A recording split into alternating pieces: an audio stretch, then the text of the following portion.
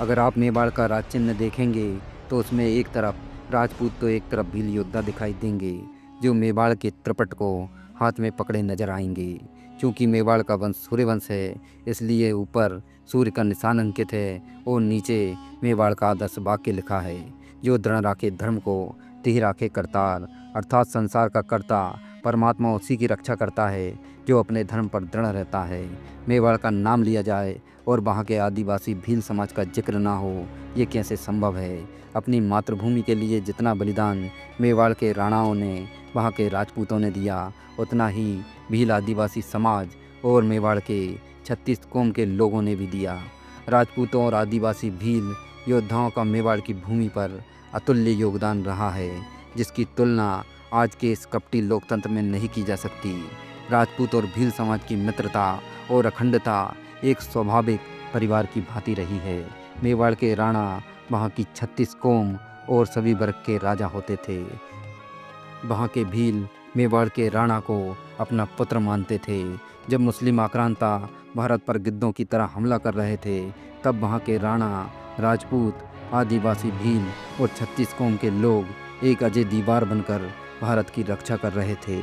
वहाँ नहीं पूछा जा रहा था कि ये रक्त राजपूत का है, भील का है या दलित का है। वहाँ सब हिंदू थे, लड़ने वाले भी, मरने वाले भी और इन आक्रांताओं को मारने वाले भी।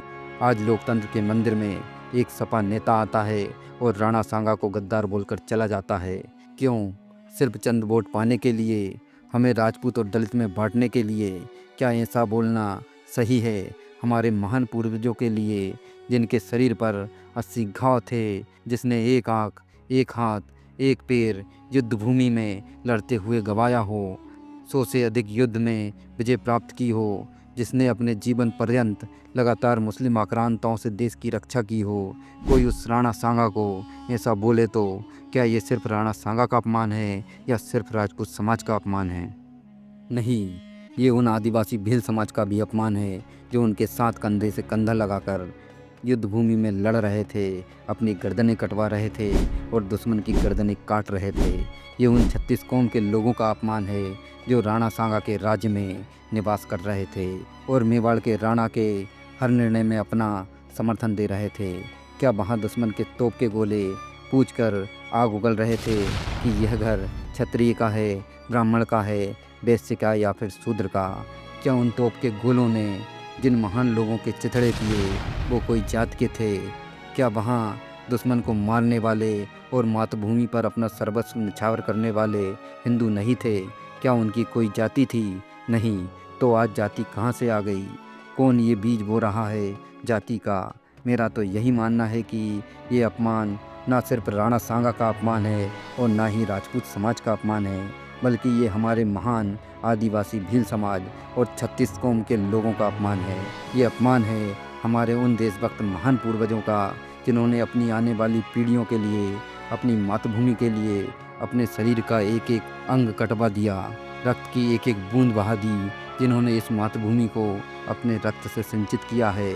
यह अपमान है आज के उन युवाओं का जिनके प्रेरणा स्रोत ऐसे महान योद्धा हैं, जिनकी रगों में देशभक्ति दौड़ती है। यह अपमान है स्वतंत्रता और स्वाभिमान की महान सोच रखने वाले देश के युवाओं का। यह अपमान है देश की माटी से प्यार करने वाले हर भारतीय जनमानस का। यह अपमान समस्त हिंदू समाज का अपमान है। यह अपमान हमारी उन वीरांगनाओं का अपमान है जिन्होंने खुद की रक्षा के लिए इन आक्रांताओं के कारण अपने शरीर को जौहर कुंड में सुहा कर दिया।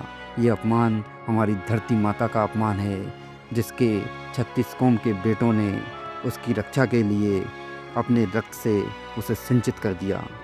जय राणा सांगा, जय हिंद।